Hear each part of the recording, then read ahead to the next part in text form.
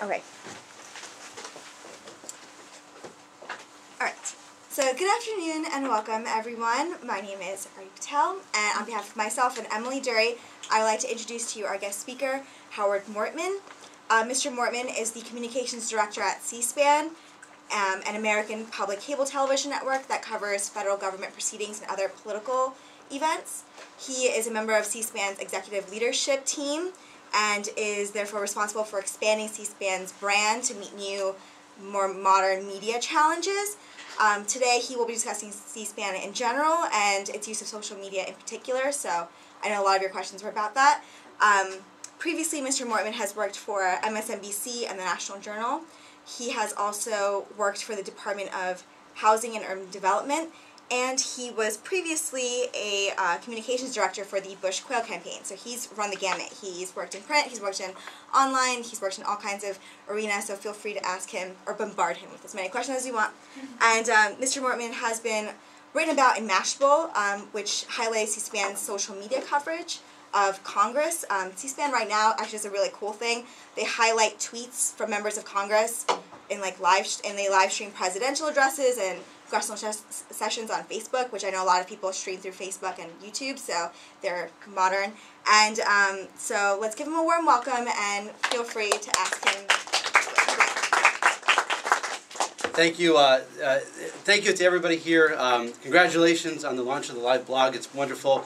These are fabulous questions. I want to first of all say that my kids are with me, not here, they're outside playing, and I had to take their iPad away, and when I look around the room and I see everybody with computers in front of them, and I just think how much they can't wait to be college students one day when you get to play with a computer during class, and they're far different than when I was there. But look, this is great to be here. The questions are on the screen, just spot on, beautiful, and I'm going to try to talk about all of them. Is it possible just to go around the room really fast, just so names, but also just a little bit about yourselves, just so I kind of know, who I'm speaking with, if there's anything really in particular or pressing about today or about in general, about your life that might find interesting. Arti, start with you. So I'm Arti, and I'm a journalism master's student, as most of us are in the room, and my undergrad studied political science and journalism and also economics. So right now I'm writing. I just took we took a class about covering Silicon Valley and writing about business, and so I'm writing about that right now, and I have an internship at Market Watch for the summer. So that's where I'm headed. Great. I'm Jessica Parks. I was a copy editor at the LA Times for several years doing local and state stuff, and I'm going to be interning for the Philadelphia Inquirer this summer. Good for you. Good. My name is Georgia Wells. This summer I'll be interning for Dow Jones, covering foreign exchange. And I like business and foreign reporting, so it ties it nicely. Wow. My name is Eric. I'm also in the graduate program. I'm really into tech reporting, and I'm currently an intern for All Things D, and I'll be continuing there this summer. Okay, great. My name is Marcella. I'm a recent graduate of the University of Chicago, and I want to go into broadcast, so I'm thrilled that you're here. Interning at WGN in Chicago this summer. Hi, my name is Archer. I came from China, so I'm quite interested in multimedia storytelling and also photojournalism. This summer I'm going to do my internship in SFGate. Okay, great. My name is Vignesh. In my undergrad I did broadcast journalism, so I'm really interested in how TV newsrooms are going to change. Great. My name is Stephanie. I went to Yale for an undergrad, did political science. Used to work for a development nonprofit, and now I am going to intern for the business and tech desk at San Jose Mercury News next summer. Wow. Okay. My name is Iris. I'm a journalism master's student, and I did my undergrad at Penn. I studied economics and communication, and I'm currently looking for a job in PR or marketing. I'm David. I did my undergraduate in architecture at UC Berkeley, and I am going to be interning at Sacramento Bee this summer. Great. And I should be interning at The Urbanist this quarter. Oh, neat. I'm Rosie. I did my undergrad here in symbolic systems. It's philosophy, psychology, linguistics, and computer science. It's an interdisciplinary. And this summer I'm interning at the Chronicle in San Francisco in their design department doing data visualization. Wow, that's great. Laura? My name is Laura. I was an economic correspondent for China's largest news agency. I've worked in Hong Kong and Beijing for several years, and now I'm writing a master's thesis in cloud computing in Silicon Valley. Oh, sorry, Emily. My undergrad at UC San Diego in political science, and I'm going to head to Univision in Washington, D.C. for 6 months. Great. My name is Salman. I worked in the media in Pakistan before coming to Stanford. The journalism arena there has really progressed to new media outlets, so I'm fascinated by them. And I don't know what's lined up for the summer. Yeah. But looking forward to it. Great. And you have a guest here as well? Oh yes, this is I'm Ruben. Visiting. Okay. I'm Liz Clare, also a master's student. I did my undergraduate studies here, and I'm interested in sports journalism, and I currently work for the athletic department. Great. Okay. And Catherine. Hi, I'm Catherine Rosebell, and I graduated from this program 3 years ago, and now I run the Peninsula Press website, where all these students publish their work with partners like NPR's local affiliate and the Services for Chronicle. That's great. Wow. Is it fair for me just to sit back and learn from everybody here? I'm in awe. In fairness, I'm University of Maryland graduate from the 80s, completely worthless degree. So I have nothing to add to this conversation. Because of the degree or because of Maryland? Oh, because, no, it's... Yeah. I was going to say, can you start monitoring the comments? I don't think even my wife doesn't know this, but I took Plato's Republic, and I minored in philosophy, took Plato's Republic. I got a B, and I never read the book, so I just, that's my academic thing. Me too. Is that, oh good, okay, good. So, well listen, this is great. Thank you all. Show of hands, I'll just do the cheap and easy stuff. Show of hands, how many of you watch C-SPAN or have watched C-SPAN or at least know what C-SPAN is in some way? But okay. All right, great, thank you, thank you. Next show of hands, who knows how much money C-SPAN gets from the federal government every year? If you could give me $1 figure. Yes, sir. Zero. Tell me why. Because it's sponsored by the cable industry. Right, exactly. C-SPAN's been around for 30... What's that? C-SPAN's been around for 33 years with a public service mission of showing Americans what is happening in Washington and with their government and with politicians. We began in March 1979 through a very humble but yet profound flip of the switch of turning on the feed from the House of Representatives and transmitting that onto cable. And I'll explain that in a second. Our second quick question from everybody here. If you watch the U.S. House on C-SPAN or the U.S. Senate on C-SPAN 2, whose cameras are you watching? What are you watching when you're seeing that? Somebody, a congressman gets in the well of Congress, of the House, or on the floor of the Senate and starts talking. Who knows who's providing that video? Doesn't Congress control the cameras? Congress controls the professors are doing great. They're 2 for 2. Congress controls the cameras, and this is I'll get to that why that's an important point in a second. What C-SPAN did in March of '79 basically flipped on the switch that transmitted the feed from the floor of the House onto C-SPAN. And the cameras then and still are controlled by the government, but that's what the speaker wants you to see. What C-SPAN does is put that on TV, on your cable. At the time, there was about 10 million or 15 million households that got C-SPAN and saw that feed. C-SPAN began in the very early days of cable, right up there with ESPN, old TNT, the early days of HBO, and is now like all the top ones in 100 million households. In 1979, the House of Representatives began broadcasting itself. C-SPAN started showing the feed. 7 years later, in 1986, it takes the Senate a while to catch up to what's happening in the world, and they recognized that everybody in the House of Representatives was getting a lot of great attention, and people knew who Newt Gingrich and Bob Walker and Tip O'Neill was, and they said, aha, Eureka, we want that attention too. The great big PR breakthrough for people in PR here. In 1986, the Senate put themselves on TV, and the cameras were installed and flipped on, and the floor, covering the floor of the House and the floor for the Senate, for the House. C-SPAN 2 began in June of 1986. And we've been doing that ever since. That is our bread and butter. C-SPAN is showing what's happening in Congress. Wall-to-wall coverage of Congress, gavel to gavel, both C-SPAN's coverage of the House, C-SPAN 2's coverage of the Senate. In addition to that, we show, sticking with Congress, our second hearings. One of our main, one of the pillars of what C-SPAN does is showing as many hearings as we can from beginning to end. Going back to the professors or anybody else, when you're watching a hearing on C-SPAN, whose cameras are you watching then? Congress? You're watching our cameras at that point. And that's an important point in a second, because we'll probably When you get say to our cameras, you mean C-SPAN's cameras. Yes, and that's going to be an important point later on, when surely someone's going to ask, what are future challenges for C-SPAN? And I'll explain to you then what a looming big challenge is for C-SPAN at that point.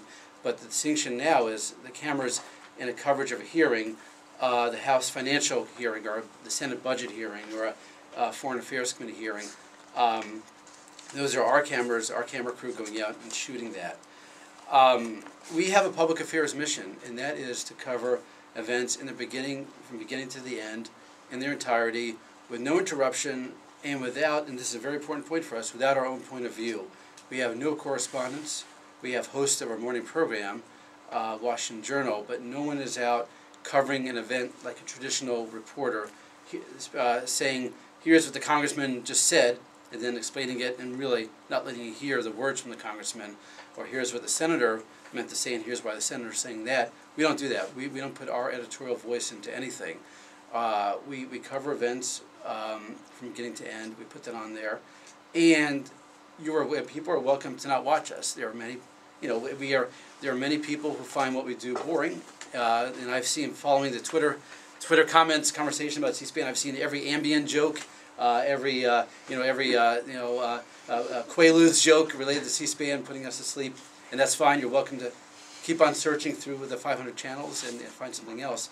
But there is a segment of the population that finds what we do of value, of interest. If you want to follow what's happening in Congress and how politicians are spending your money and being interested in the tension of a hearing and the news that comes out of a hearing, well then that's what we provide as a public service. And the point that we are provided by the cable industry, we began 33 years ago through Brian Lamb going around and getting money basically from leaders of the cable industry to build out our studio and to buy cameras. We are led by a board, and our board of, essentially C-SPAN board of directors, is composed of the leaders of the cable industry. They get together once a year, and they never touch us editorially. They don't tell us what to cover. What the board looks at is just the operating budget and the corporate soundness of C-SPAN. And that's the involvement of the cable industry. How much money does it take to do us to operate us? We have a budget of roughly about $50 to $60 million every year, and that money is provided by, we get 6 cents per cable subscriber. So I have a really big question to ask here. How many of you get cable or pay a cable bill of some fashion? Is that 1, 2, 3? Okay. This is a challenge, and I'm not here as a representative of the cable industry, but that the whole cord cutting issue of people now finding video online through Hulu and Netflix and other sources, that's a looming big picture issue for the cable industry. But we're aware of that. But of cable subscribers, 6 cents per every cable subscriber, the industry pitches in. 2/3 of our money comes from cable, the remaining third comes from the satellite industry, DirecTV and Dish, where we have C-SPAN 1 and C-SPAN 2 on. We have C-SPAN 3, began roughly about 10 or 15 years ago. We found through the years of doing C-SPAN 1 and 2 that there were a lot of events we'd love to cover in Washington that we couldn't because of wall-to-wall coverage of the House and the Senate. C-SPAN 3 gives us the ability to show events that we cover and put them on throughout the day, live events. The best thing in TV is live coverage of something. People want to see, if there's a big event, they want to see taped coverage. But the more we can do live, the better. And so C-SPAN 3 exists to allow us a little more flexibility. We only have half the carriage of C-SPAN 3. We're in 100 million households of 1 and 2, but only 50 million of C-SPAN 3. The big reason for that is we're not on satellite for C-SPAN 3, Dish and DirecTV don't have the third network, they have the first and second. What I do at C-SPAN, I'm the communications director. So what we don't have at C-SPAN is what a lot of big networks have, and that's advertising. Because we are a public service sponsored by the cable industry, no one makes money off of us. We don't sell advertising on C-SPAN. There are no 30-second ads on our website. There are no pre-rolls. No one's dancing about cheap mortgages they got, with a Walkman and all that. None of that exists on C-SPAN. We're strictly a public service, so you don't get the advertising. And the reason why we don't get advertising is we don't get. We don't get advertising, so we don't get Nielsen ratings. So I can't tell you how many people are watching us every given 15 minutes or 30 minutes. We don't have Nielsen ratings. We don't have advertising. So that's a whole element. We are, in essence, a nonprofit company. We're corporate. We have a corporate board, but no one's making money off what we're doing. So we're strictly, so we kind of straddle the world of media, but also we have a big foot in the nonprofit world, and we're governed by lawyers and the board who would know the nonprofit laws as well. So it's kind of a unique beast.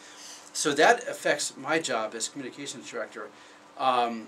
We essentially have two main areas at C-SPAN. One is the most important one, the more important one, the programming.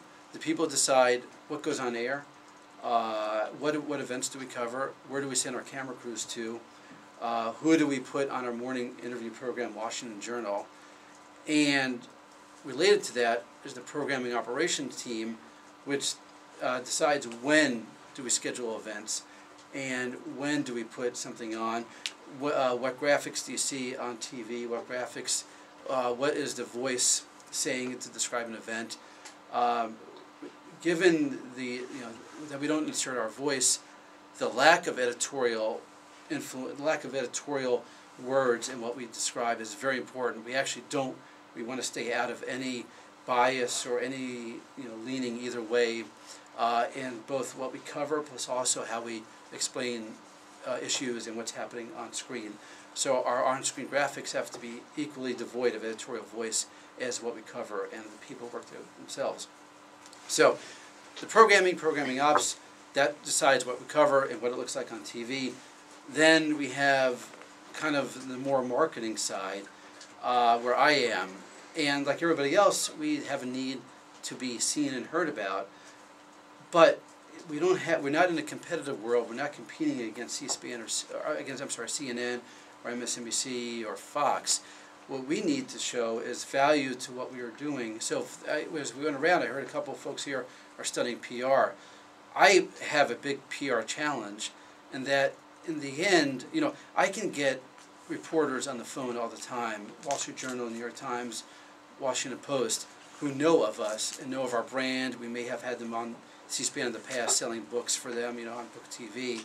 So we have a great brand name, but they won't report on us because in the end we're not that interesting, because our coverage of the House 33 years ago looks the same as our coverage of the House today. We don't change. We're always there. We don't change for good reasons because it sound like Wayne and Wayne's World, but we fear change. We want to provide stability and that anchor in what we cover. And with change of what we do, it has a lot of big problems. But I'm also uninteresting, and C-SPAN is uninteresting talking to reporters because I don't have Nielsen ratings to talk about victories. And I don't have the celebrity Keith Olbermann versus Bill O'Reilly, Katie Couric versus Sarah Palin, if you're watching the news this week, the morning shows. We don't have that to talk about. So what I need to talk about are documentaries that we're producing, or studio programs, news that may come out of them, out of what we're showing on TV. All of the news that we do, that we make, and we work with reporters on, is somehow related to information and education, and showing the value of our programming, our coverage of live events, and working with reporters. I want to tie this into new media, and this is kind of the pivot point here, is that the biggest, all right, so what I've described so far, can anybody think of like a big challenges or big looming problems that we currently have, and we'll get to the down the road problems. Yes. Well, maybe with social media, trying to keep the lack of editorializing out of that, because social media is like a lot more immediate, and to have someone monitoring that and deciding like how do you keep this balance, how do you keep this so we don't have some point of view show. That's an excellent point. And Twitter, and Facebook is all about driving eyeballs. I don't have Nielsen ratings, but we do see how many people friend us on Facebook and follow us on Twitter. And with a lack of an editorial voice, you're spot on, because we can't say things like, wow, check out this amazing video, look what Mitt Romney said today, or can you believe Barack Obama said that yesterday? No, we would say, to see our coverage of Mitt Romney's speech, go here. So our tweets are as devoid of editorial voice as anything else that we do, and it has to be. So we can't build our Twitter followers based on that. Now, there's an advantage to Twitter for us. Being 140 characters, you don't really have much room for adjectives anyways. So, all you can do is get out the facts, and so it kind of, takes care of itself. A big problem for us, correlating with social media, is our schedule.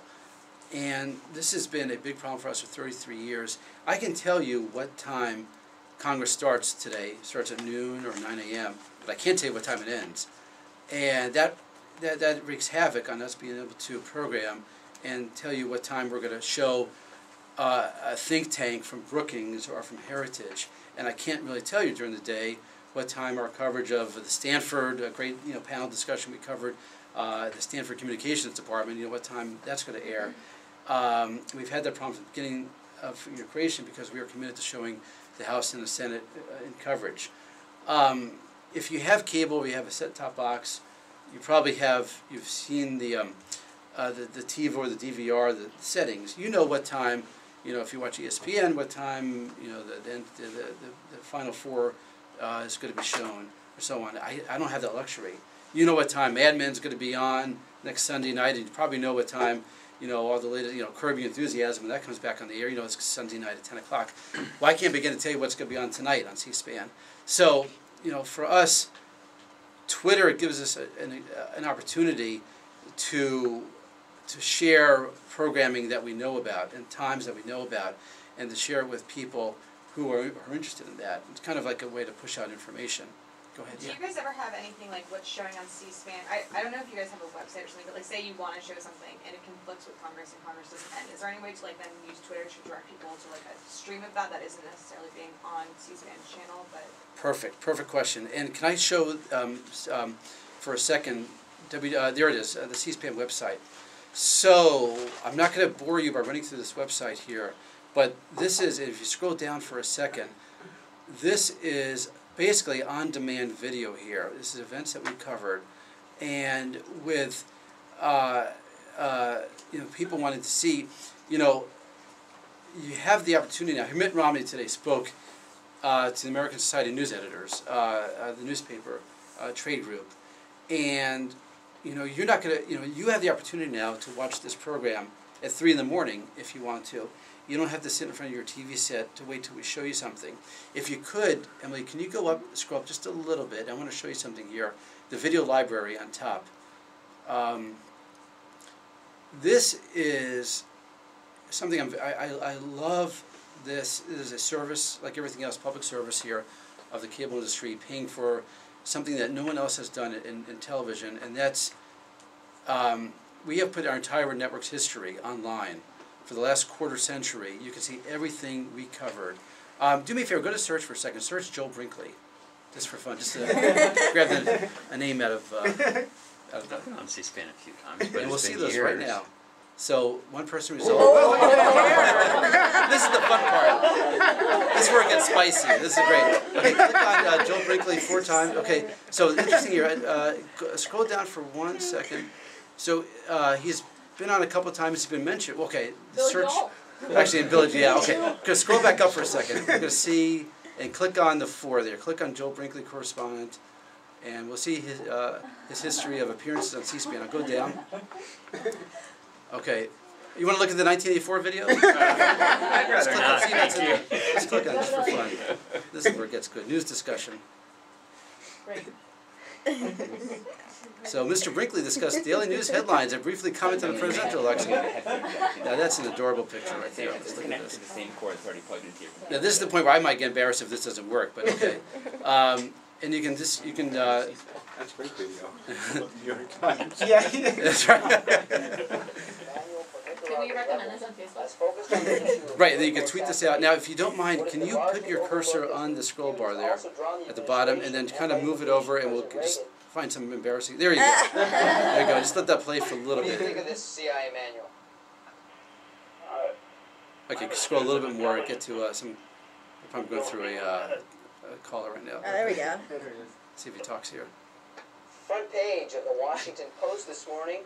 All There right. you see it. Scroll a little bit more. Try to get to the talky part of this. Just In my house in Marta, I had to pay 16 cents. Just scroll more. It's amazing the caller still sounds the Yeah, same. well, okay, so Same guy. Yeah. since I can't embarrass there we Professor go, there we Brinkley go. right now, let's. Certainly, but it's just not easy to do. The question about why we print something such as this manual, it's not as if it was a secret that we slipped out from under the door at the CIA. The 2,000 copies of this thing have been printed and distributed among a variety of people in Nicaragua and Honduras. It was not a secret. And it's certainly not our intent to harm recruitment or damage the ability of agents from the CIA or anyone else to do their jobs, but it's our job to keep people informed of what our government agencies are doing, and when a government agency such as the CIA is apparently breaking the law and conducting activities that are probably not endorsed by, certainly not by the president himself, and probably not by the majority of the American people, then it's our job to tell people about it. Brilliant. Okay, as brilliant then as it was way less today. Harvey brought back. Actually, I want to interrupt this off for a second because the callers. We've been taking. This is very important to C-SPAN, to our mission, and Mr. Brinkley, Dr. Brinkley, when you were on. I'm not a doctor. Okay, you've been on the programs. You took calls. And you took calls. We saw this here. We want to hear voices of the American people. We started taking calls over 30 years ago. In 1980 and 81 was our first call-in program, and we actually tried to. This morphed into what's called Washington Journal, which are now our morning program, 7 to 10 every morning. We take about 60 calls every day, and this is truly a rarity in TV now, particularly. I mean, this is before Larry King started taking screen calls. We put up calls to hear the voice of the American people. In a way, I would argue this is social media at its very beginning, hearing voices and engaging people in the conversation, having people be able to call up and ask members of the media or people in power or congressmen or senators to comment on something. And I'll speak frankly here that there are a lot of members who don't come on C-SPAN and don't participate in our morning program because they don't want to take calls from the American people. And it's they're welcome to say no. Yes, go ahead. Yes. A question about consent. I assume Joel at least tacitly gave consent to the interview because he did it. But did he give consent for having it archived? And is that important? So, well, remember at the time there was no online archive. Exactly. Right. So I'm going to call my lawyer when I get there. Well, I think I'm sending you up here. this is my favorite part when I can say I'm not a lawyer. But I would imagine our lawyers, when Joel calls up and challenges us, it would say this is by your appearing on our program, you've consented, even without signing the paperwork, you consented to appear on a C-SPAN program. This is copyrighted by us. I mean, this is our programming. And Joel came on and participated in our programming. Now you're going to ask about the full coverage of the House. No, actually, there was a copyright ruling a couple of years ago about newspapers wanting to, create digital archives, and they needed to go get the consent of the authors. Right. All of their freelancers and stuff. It was the New York Times, and they put all of their archive online, and freelancers successfully sued over the copyright because they only had given permission to do it the one time in the paper. So I'm wondering whether the same logic would apply to C-SPAN. I don't think it does. Now we, again, other than this kind of programming, actually for where it would come close is book TV when we cover nonfiction books. At that point, it's the author presenting his or her thoughts on an issue.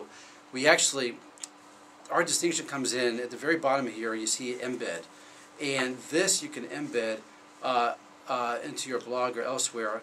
If it's when it comes closer to the lines of ownership, we claim ownership over this.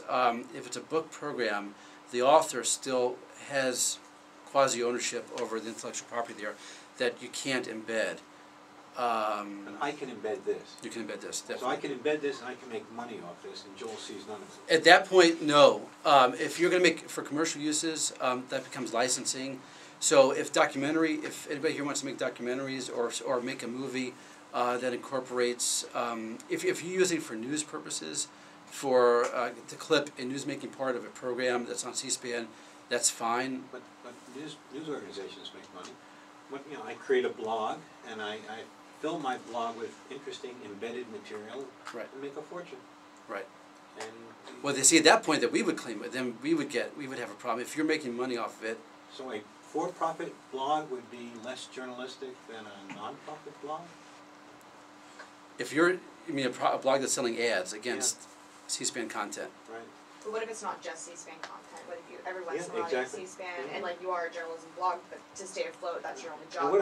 And what if I'm not actively selling it? I'm getting Google ads and a percentage of them because a lot of people look at my blog. We have like on a case-by-case basis, we won't, if that's the case of just embedding what Joel Brinkley said 30 years ago on a blog, and your blog happens to sell ads, that's fine. I mean, that's... Okay, Joel. Talk about it later. Now, I'll tell you, the interesting thing is, you didn't ask this about going a little different direction. We do have licensing issues if you want to use C-SPAN, our logo, in a movie. We're in Iron Man 2.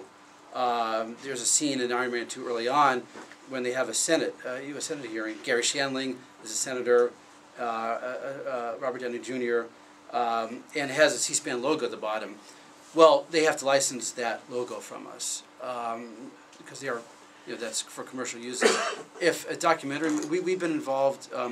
We have over 100 documentaries that have licensed material from us over the years. The fact the documentary, I forget, it won the Academy Award last year for covering the Wall Street, covering the financial crisis. Inside Story, I think. Inside Job. They licensed material from us for that. So anyway, we're welcome to work with any parties that want to be involved in that. This is for free. Again, this is a service. You didn't see any ads, any pre-rolls on that. But you're right. You can recommend this and tweet this. I want, in the interest of time, let's show a couple of this. By the way, any questions so far? Because I want to. I have one question. When you talked about, obviously you don't know exactly your viewership, but there's a sense that in the lifespan of C-SPAN, people on radio and on cable television have drifted more toward partisan, whether it's Rush Limbaugh or Keith Olbermann, and the sense that that's actually hurt news organizations that try to play it down the middle. Yeah. Do you think this has hurt C-SPAN or helped it? So I will answer this anecdotally. You can, if you're a partisan, you can look at us and really, you can take what we do and impose your partisan beliefs on us and accuse us of something. Here's a real life example, and I see this all the time. We're covering a panel at the Heritage Foundation. If you happen to tune in then, all you see is the Heritage Foundation, you see a conservative think tank, and you can say, aha, there goes the big media again, or there goes C-SPAN again, just showing you what the right-wing Petro, Dick Cheney people want you to hear from the Heritage Foundation. Let's say the next day you tune in and you see us covering something, you see Bernie Sanders speaking on the floor of the Senate. Say, aha, there goes C-SPAN again with its left-wing, mainstream big media agenda. Well, my answer to that is our goal is to provide balance and coverage. So it's not necessarily the point counterpoint, the crossfire of attack debate that we've seen for so years on cable. It's on the whole, look at what we cover, and on that, we have a partisan mission is to bring as many events. Our interest is what do we think our audience will find interesting? Have we covered it before? Have we covered the other point of view, one point of view, and let's cover the other point of view. So, when you're looking at, the food fights on cable, that's not what we do because we're not ratings driven. But, we might have a guest on Morning Pro, like Tucker Carlson, gets a lot of calls. A lot of people hate him on the right. And, I'm thinking of someone on the left who, like a David Korn, naturally attract people, hate him from the other side. So that itself might engender, harsher debate. We want to hear from them all. We don't screen calls, this has been a big issue for us. We let everything fly. Now we do have somebody, if you're going to use really bad language, we'll knock you off the air. But Rush Limbaugh has a 50-second delay screen on his calls. If we put it raw out there, we've always had a problem with some callers coming in, saying something that we're not proud of, and then we have an anguished internal debate. We have the technology to put a delay on our calls. We never pressed the button for that. We just here are the voices of America, and you can interpret what you can take away what you want. We've added, going to a social media side of this, we've added, and I think a couple of the questions here get to this. How have Twitter and Facebook changed us? Well, Twitter has enabled us to, in addition to taking this called the 60 calls per Washington Journal program, to providing a new way of getting questions and comments in front of the guests. So we will take calls, we'll also take tweeted questions. This is kind of a new innovation, not an innovation because Twitter's not an innovative medium anymore, but for us it's a great new way to hear from people who tweet in their questions to us. On Facebook, we post the question of the day that drives the Washington Journal morning program. What do you think of last night's victory by Mitt Romney in Wisconsin? If we asked that this morning, we'll post that question on Facebook, and we'll allow people to continue the conversation. Not everybody can get in on the phones. They can continue that there on Facebook, or we will show a comment from Facebook on air. And it gives, again, same thing. We take the full call. We'll also show the full comment. So these, Twitter and Facebook give us an opportunity to really extend the conversation. One of the questions in there, how active are Congress members with the Twitter accounts? Is there a clear split between new members and older ones? One of the things I'm really proud of that we do now is, we on our Twitter site, on our twitter.com/cspan, we have aggregated a list of all the members of Congress, and people can look at that and see what all the members are tweeting through the day. One thing we do with that information that I absolutely love is during our Senate coverage, every so often you run into something called a quorum call. Who knows what a quorum call is? Who's ever watched the Senate? It's deadly, but it's... Isn't that like when you have to individually, say... I'm here, or vote individually? It's where... It takes 4 hours. Exactly right, yeah. The Senate ceases to operate because they were waiting for enough senators to come to the floor. Anybody want to wager a guess? And I can tell you the answer because I've done the research. Anybody want to wager a guess? The current Senate, how much of their time, the current Senate, they've been in a quorum call? Again, the quorum call is, to repeat, when the Senate does nothing except stand around and wait for members to come to the floor. Who wants to wager a guess percentage of time that the Senate has been in a quorum call in the current 112th Congress Senate? 25%. What was that? 25. Go up a little bit. 35%? A third of the current Senate has been a quorum call. The current Senate has been a quorum call a third of the time. What do we do during a quorum call? Well, for years we play classical music during quorum calls. You're welcome to joke whatever you want. And for the legal questioning, classical music. Why would we play classical? Probably in the public domain. Yeah. Public domain, and it's yes, public domain. Our friend public domain. So we have to be, dead for 100 years. Beethoven's big in our playlist. The people who watch C-SPAN and the people who listen to classical music overlap? Okay, that's a very great and fair question. Okay, let me ask for the TV broadcast people here, why would we do anything? other than just to avoid the sheer embarrassment of a third of your time doing nothing. But why would we play music? Why would we do anything during the quorum call? Well, from a TV perspective. Historically, like dead airspace is yes. awful.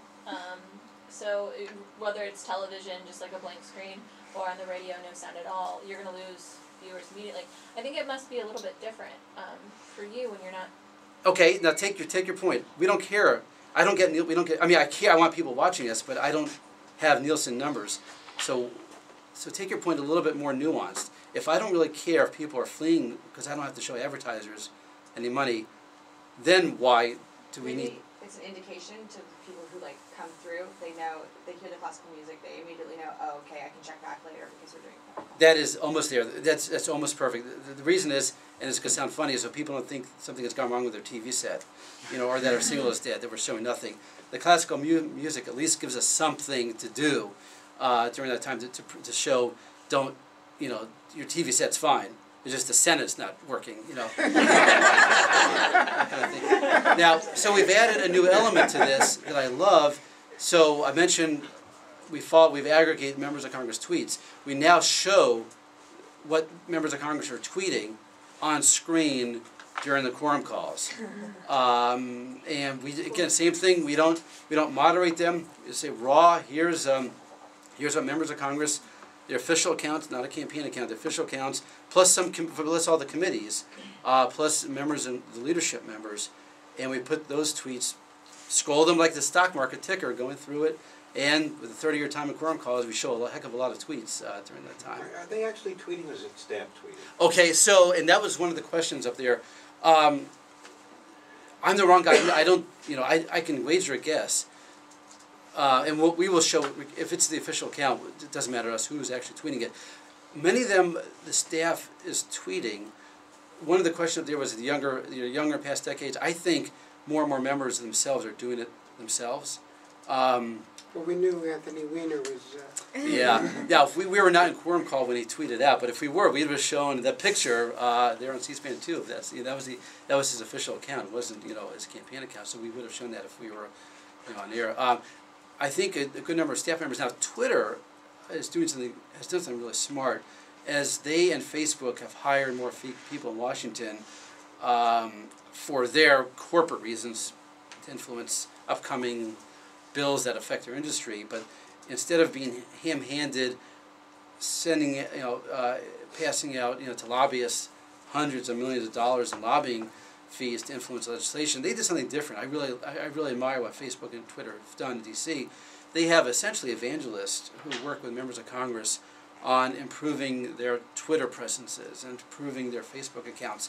Really brilliant, because it's the right thing to do, but also it gets buy-in from members of Congress on the value of Twitter and Facebook. And now you get to the point where I'll say like 75% of members, 80%, have some kind of Twitter or Facebook presence, and they've adopted that quickly. So it's very smart branding by Facebook and Twitter to do that. But I'd say the vast majority of them are on Twitter or Facebook right now. So we show those the tweets on air. Let me pick another. Well, actually, what I was going to suggest is, so we're not all virtual. Why don't we just throw it open for people to voice questions? I have a question. Okay, so let's say that you did air that Anthony Weiner tweet, and it's just an automatic feed. Right. But if it's at an odd hour and no one's watching and no one sees it, but a C-SPAN employee is like, "Whoa, I just saw something weird," and tweets that from their own account. Like, how do you deal with editorial judgment from your employees? Great question. I'll tell you, social media guidelines is something that every news organization is grappling with. I think, if I get it right, BBC has a 20 or 30-page document on guidelines. And I'm sure, you all are experts in this, and you probably have, your HR department's probably given you the handbook on social media do's and don'ts. I will back up a second. We are under the presumption that we don't introduce our own voice and our own editorial, our own thoughts on politics anywhere. At home, sure, the reality, but you know, I won't tell you it all here, and I will never, as long as I wear a C-SPAN hat, share with you any thoughts I have on partisan politics or policy. That has to carry over to social media as well. I'll tell you this, example of this, in my old days, my younger days, I did stand-up comedy a long time ago, and I can't do that anymore because part of the act was political in nature, and that, in a sense, becomes political commentary. So I can't do political comedy at the Improv in D.C. anymore because it comes across that. Well, the tweets also, we know to not tweet out anything that's partisan. I have at Howard Mortman. I mean, that's my Twitter account. I do both personal. I hate the Redskins tweets, mixed in with I'm looking forward to Joel Brinkley on C-SPAN Washington Journal again. Kind of brand awareness, but not, saying I agree with what Joel Brinkley said on Washington Journal on C-SPAN, but I'm looking forward to seeing him or watch him here. Here's the on-demand video of that. So it's, yes. A follow-up on this. One issue I have as an aspiring journalist is putting my name out there so that I can get a job and that I can show them my work, but also balancing on a fine line of I want to be incorporated into an organization that has those same principles that you do of neutrality. Yeah. And how do I manage having a website about myself and putting it so it's interesting and that employers see that I have a following and not wanting to seem biased to one side or the other? Because that's spot on. At the same time, you want to be interesting and have provocative content. You want to show when your potential employer is doing the Google search of you and stumbles across what you're posting, you also want to be interesting and have something of value to say. I will use my example. There is a reporter who I greatly admire from the New York Times, Brian Stelter, who is very accomplished guy in his 20s, my job at C-SPAN, he writes about us. We're his beat, so I follow what he's saying on Twitter. I will get a C-SPAN story out of him every year or so, or every couple of years, if it's something of interest to him. Okay, Brian Stelter is my example to answer your question because he tweets constantly. And I don't detect any bias at all in what he's tweeting. At the same time, he is writing a book now on morning news shows. Today, Good Morning America, and the CBS morning program. And he's maintaining a Tumblr blog at the same time. And if you ever can get Brian Stelter some way in class, it would be absolutely brilliant. Well, I should also add in an interesting thing that probably triggers a memory is Mike Shear, one of the New York Times Washington reporters, was in our public issues class in the fall, and he told the story of the night when President Obama was about to go on national television at 10 o'clock Eastern to announce that Osama bin Laden had been killed. There had been very active discussions involving the editors in New York, the Washington Bureau, about when they felt, what they knew when, and what they were willing to say on all their platforms, including Twitter. And at the point that the New York Times top editors had said, we don't have a second source to say what they're going to announce. Remember, there was a former Bush administration official who sort of had this speculation on Twitter. Well, Brian Stelter then retweeted that. Yeah. So he was ahead of New York Times policy, isn't that right, Joel, for at least 15 or 20 minutes, I think, much to their consternation. He is a guy he's in his 20s, and he's really, there are people who follow Brian Stelter on Twitter who will never touch the hard copy of the New York Times, have no connection to the New York Times, other than when Joel Brinkley was there, but just want to see what he's saying on Twitter, and that is their bond to the. I know our time is short, and I'm so fascinated by reporters, and this kind of goes to your question about how do you brand yourself as a reporter in social media, and if you look at Politico, all those guys are on Twitter constantly churning out the tweets. And they are told to have a social media presence, and that's where the company they work for, the platform, has an investment in the reporter and the reporter's name. And so I would imagine, a future employer, somebody would want to see that you have interesting things to say and of value. By the way, I think it's nonsense. The folks who say, well, Twitter is, just about what pizza I had for I'm so glad for you guys that those battles are over. I mean, Twitter, as an example, is so invaluable to me in my job as an information source. You don't have to send out a single tweet, but if you follow it, and I see mentions of C-SPAN, for me it's incredible just to know what people are watching. If they find an error in our on-screen graphics, and they make fun of us, what bozos are running C-SPAN, well, I'll send a note to the people in the programming operations and say, this person said our graphics wrong, and it'll get changed. So it's an amazing, tool, for the information gathering. So. Any questions? I'll throw one in. Yeah. When you talked about the cameras being controlled by the House and the Senate, well, I don't remember the year or the circumstance, but wasn't there a famous incident where it you saw the room, and the person was talking to no one? So let me spend a minute or two, and I will put on an editorial hat here. I'm not going to talk to you about politics, but I will talk to you about something that we have lobbied, small L, lobbied for years. Okay, at the beginning we talked about the camera you watch when you watch C-SPAN on the floor of the House, when a congressman's speaking in the well, or in the Senate floor. That's not our camera. We have wanted from the very beginning to put our own cameras in the House and in the Senate.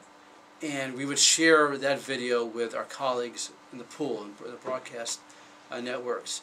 And that historic example is a great example during the 80s. It is an important example. It is part of the continuum of this battle where there's not full openness and full transparency, because at that point Tip O'Neill, the then speaker, now passed away, turned the camera on to show, and it was actually it wasn't Newt Gingrich. A lot of people think it was Newt Gingrich who was speaking. It was actually Bob Walker who was making a speech on the floor. And Tip O'Neill wanted to drive home an editorial point that nobody's paying attention to you, that it's empty in there. And sure enough, he turned the cameras around, and it was empty in there. So that was a defining moment in battle over the camera coverage. From our perspective, we want to put our own cameras in there to add, to supplement the House feed. And I will tell you, have any of you been inside the House chamber before or been watching it? It's a beautiful room. I mean, I love it. The ceiling is amazing, and the American people never get to see it. We never get to see the amazing electronic vote board. You never get to see who's voting on what, because the House-controlled cameras, the government-controlled cameras, won't allow you to see it. This is not about gotcha journalism. This is about showing the full picture of who's on the floor at any time, and who's there, who's sitting in the audience. So, I hope as journalism students, you'll embrace, you'll at least listen to our arguments on that. Hand in hand, by the way, is our argument that we've made for years. We've asked for cameras to be put in the Supreme Court, oral arguments at the Supreme Court. It has been a losing battle. It may never, we never may see it. We firmly believe that the Supreme Court, a third of our government, should have some form of electronic broadcasting. If print can cover it, and others can take notes on what's happening there, why can't we see the oral arguments of what's happening? And no greater example than last week, the hearing the 4 healthcare cases in there, as landmark as any case before since Bush versus Gore. And we asked the Supreme Court, like we do from time to time, can we please put our cameras in there to show the American people what's happening? And they continually say no to that. So, and it's, by the way, it's not just the government,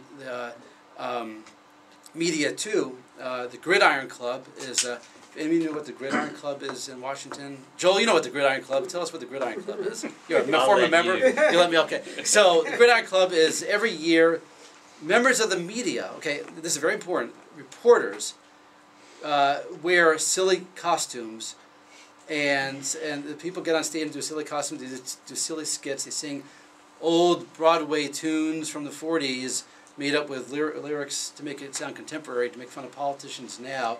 And the audience are other members of the media wearing only uniforms that they only can find white tails and white tuxedos.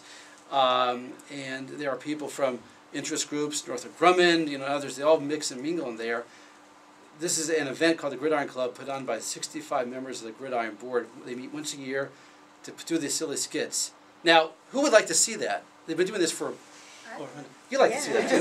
Yeah. You would think, as a reporter, and by the way, if I'm stepping on toes here, as there are colleagues in the room here, you would think as reporters we'd like to show that. Well, no. They say at Gridiron Club every year we send a letter. We love sending letters to C-SPAN asking for camera covers. If we send a letter to the Gridiron Club, and they say, no, you can't cover this. So it's not just the government that is not fully... Well, do you think it's because they're giving their opinion and they're not... That's good. It's actually, that's very high-minded of you. The answer is a lot lowbrow than that. The answer is because they don't want to embarrass themselves on YouTube. And they don't want to look silly. I mean, that is the answer they'll give you, is that someone will make a video and make it embarrassing. Well, reporters, you ask tough questions, and you will be in your jobs asking tough questions of politicians, and they'll probably say embarrassing things, and you will be reporting on that, because there's news value to that. So, that's... What was the Supreme Court's reasoning for not allowing? Oh gosh, I will do them injustice by making their case in 20 seconds because they won't allow us cameras. Okay, it's a couple of them, and I won't spend time knocking them down. One of them is people just make YouTubes and embarrass them and like pull out silly parts of it. The answer to that is, well, print already covers it and covers in snippets. Here's what the justice said. So that's a ridiculous argument. Number two, they say, well, it's only 2% of each case is actually the oral arguments. The real work is done in conference or with the clerks. And my personal answer, that's fine. So if it's meaningless, let us cover the 2%. So what's the harm in doing that? Let's do that. Okay, they want that. Third argument is the lawyers and even justices will play to the cameras. And they have there's a point here that cameras do change behavior, and that's a sociological issue. But on the narrow question of will attorneys and justices play to the cameras, my answer, my God, it's the Supreme Court. If you're an attorney playing to the camera at the Supreme Court, you're not going to be an attorney. Not going to be a member of their bar for much longer if they could sense that. And no justice who has it's a great gig. You're there for life. You don't have to face any voter. I mean, the people, no one, this is like an amazing job. You're in power. You never have to face a single voter, and you're not going to get voted out if they don't like what you look like on TV.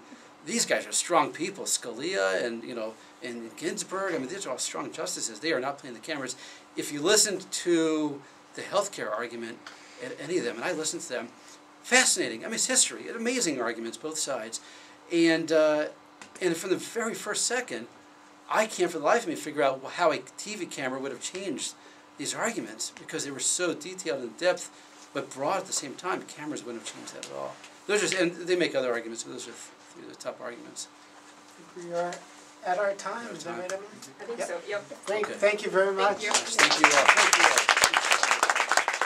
All right, so reminder, live blog open till midnight, correct, Eric? Well, you said 12 hours earlier, so I changed it to 1:15 a.m. Okay, so there you go. You can, when you're up at 1:10, you can get that last comment in. And then we won't be here next Wednesday. We'll be downstairs with Jay Hamilton's talk. Thank you. Thank you much. Thank you all. Nice to see you. You too, likewise. Thank you. Take care. You too. Thank you so much.